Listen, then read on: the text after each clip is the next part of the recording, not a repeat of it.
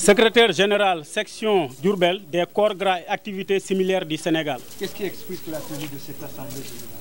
Bon, voilà, la tenue de cette assemblée générale, c'est pour déplorer une lettre circulaire du ministre de l'Agriculture qui vient remplacer celle du ministre du Commerce et que nous jugeons vraiment inacceptable et quelque chose qui peut-être n'arrange pas les travailleurs de la Sonacos parce que sans les graines, la Sonacos, c'est à l'agonie.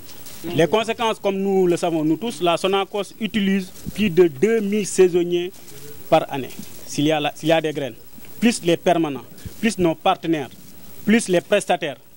Et aujourd'hui, s'il n'y a pas de graines, ici à Diourbel seulement, il n'y a que 25 à peu près de saisonniers qu'on a recrutés. Et ça, c'est dans l'ensemble du territoire national. Dans les autres usines, c'est la même situation qui prévaut. Actuellement, nous, on est à peu près à 15 000 tonnes pour l'ensemble de la Sonacos. À moins de 15 000 tonnes. L'année dernière, la Sonacos de Diourbel à elle seule a collecté plus de 41 000 tonnes. Sur le plan national, je sais que notre camarade Thiembaye aura une réponse plus précise par rapport à ça. 130 000 tonnes. Aujourd'hui, qu'est-ce qui explique vos inquiétudes? Nos inquiétudes, c'est la perte de nos emplois. Parce que s'il n'y a pas de graines, la Sonacos ne recrute pas. Et comme vous le savez, l'année dernière, on a utilisé beaucoup d'emplois au niveau du Sénégal. Et aujourd'hui, sans graines, bon, comme vous le voyez, c'est du désert, il n'y a personne ici. Toutes nos machines sont en arrêt. Et ça, vraiment, c'est des inquiétudes par rapport à ce que le président de la République dit tout le temps par rapport à son programme, le PSE. Parce qu'ils sont les plus impactés. Hein. Ils sont tous dehors. Parce que leur contrat est arrêté depuis plus de 2 mois. Parce qu'il n'y a pas de graines. Ça aussi, c'est un autre problème. Comme notre camarade l'a dit tout à l'heure, pour faire de l'aliment de bétail, il faut des côtes d'arachide. Pour faire l'aliment de volaille, il faut des coques d'arachide. Bon, si on voit que le Chinois prend l'arachide entière et qu'on exporte ça, bon, il y aura un autre problème. Et ça va impacter aussi sur l'aliment de bétail. Qu'est-ce que vous dites aux autorités aujourd'hui? Ce que nous disons aux autorités, c'est d'arrêter les exportations et de revoir d'une manière générale et faire des réformes pour la filière arachide. Parce que, votre position par rapport à ça? bon, notre position elle est très claire. Nous n'accepterons jamais que des Chinois ou des étrangers viennent d'ailleurs et prendre nos matières premières et nous laisser avec les mains vides. Ça, nous le dénoncerons jusqu'à l'éternité. Ce que la Sonacos représente pour la population sénégalaise, si la Sonacos n'a pas de graines, ça va directement répercuter sur la population sénégalaise. Parce que c'est des fils de Sénégal, c'est des fils sénégalais qui sont dans les usines. Ils sont combien à peu près les... Plus de 2000 saisonniers, on le recrute par année, plus les emplois permanents, plus les prestataires, plus d'autres partenaires et d'autres fournisseurs. Et s'il n'y a pas de graines, ça c'est de la catastrophe. Général national adjoint du syndicat des corps gras. Lan moo waral assemblée générale bi ngeen def ci usine Ndiarème? waaw jaaxle rek parce que tey bu fekkente ne ñun dañu nekk ci Sénégal gii Sonacos nekk fi doon li mu doon ci mbayum gerte xam ne bu filière bi normalé Sonacos moo tax mu mën a normal parce que bu Sonacos taxawoon ne dootul jënd gerte prix dootu fi am dañuy wax prix Sonacos garantir que di jënd ko defee ñeneen ñi concurrent yi ñoo ñëw mën a yokk prix bi ndax mu compétitif mais tey jii nii dañu gis ne même exportateurs yi dëkk Sénégal sax mënuñu gis gerte parce que dañu bàyyi chinois ñu dem ba ca tool ya di jënd foofu gerte gi te loolu fa mu jëm du jur jàmm ci réew mi du jur jàmm ci njaboot gi ci réew mi parce que tey bu fekkente ne ñun dañu nekk ci réew mi di Sénégal judd fi nekk fi jàngee fi ba mot a liggéey ñu dugal ñu ci usines yi pour ñu war a liggéey usines yi war a am gerte googu jiw ba état bi mooy joxe su subvention pour ñu mën ko jënd maanaam mooy jël alal réew mi def ko ci ngir njëg gi wàññeeku engrais bi état bi jël suñu xaalis def ko ci pour mu wàññeeku ba noppi ak intrants yi machines yeeg yëpp ñu jël alalu Sénégal def ko ci pour mu wàññeeku loolu yëpp am ñi ne ci usines yi di xaar pour jël nit ñi xale yi ñu liggéey pour ñu bañ a dem géej ñu jël gerte googu jox ko chinois yi ñu yóbbu ko yóbbaale tourteau ba yóbbaale coque ya yóbbaale emploi yi nga xam ne moom la war a jël loolu la ñu wax ne loolu bu amee musiba am parce que yow mënoo ay nit fal leen yéen ngeen nekk leen fi ba pare di leen xeex te pour ñun loolu amul beneen explication bu dul loolu nag ñun duñ ko nangu duñ ko seetaan dañuy bañ ba fu ñu lu ñu mën a bañ dinañ bañ ba fu ñu mën a yem pour loolu bañ a am ñun dañu xamul ñoom seen chiffre yooyu fan lañ ko jëlee parce que ñun ci àll bi lañ dëkk bu fekkente ne dañuy natt ñoom li nga xam ne moom lañ calculer ne moom la ñuy joxe ci jiw daal koy multiplier ak hectares yi mu waroon a représenter daal di à peu près benn rendement à l'hectare bu dee ci loolu lañ basé wu moo tax c'est complètement faux fi liñ joxe.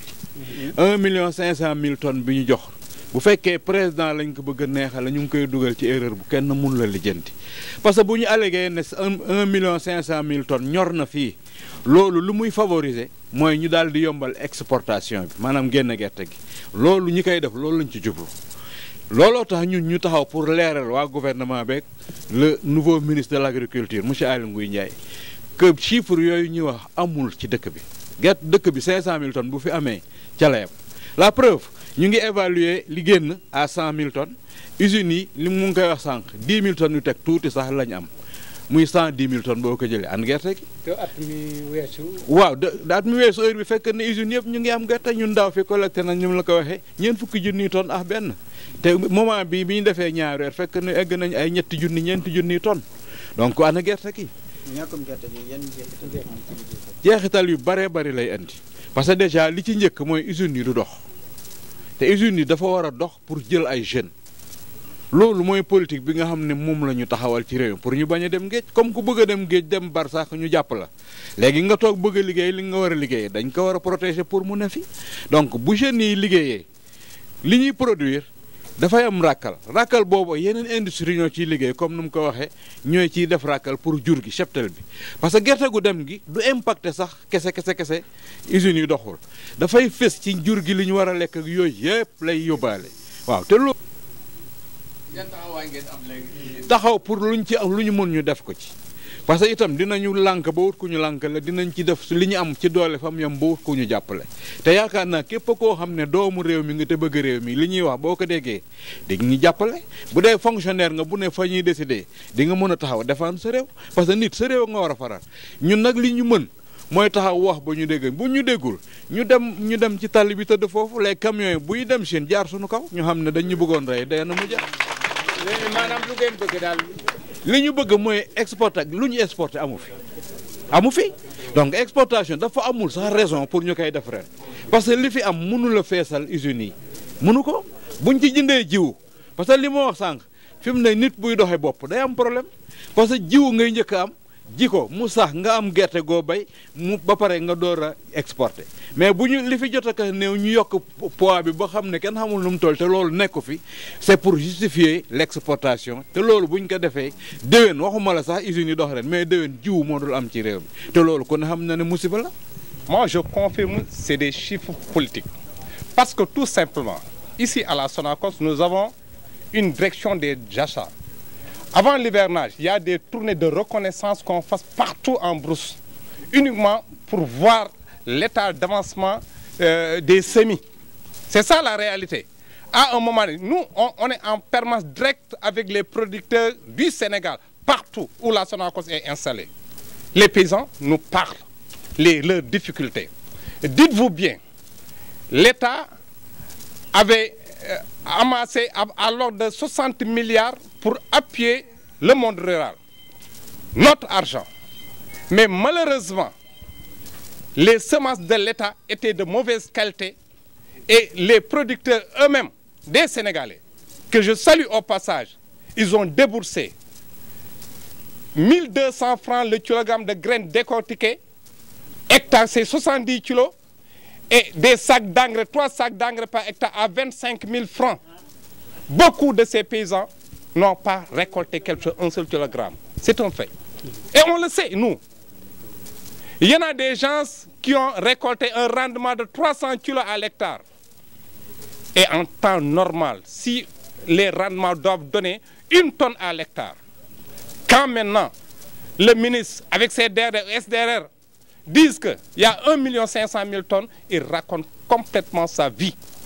Je disais qu'il est en train d'ergoter. Et nous avons nos hommes de terrain en brousse pour savoir qu'il n'y a même pas 500 000 tonnes dans ce pays. À partir de ce moment, je dis on doit respecter le décret 2010. Il n'y a pas 1 million d'euros. Donc par conséquent, aucune exportation ne doit être autorisée dans ce pays.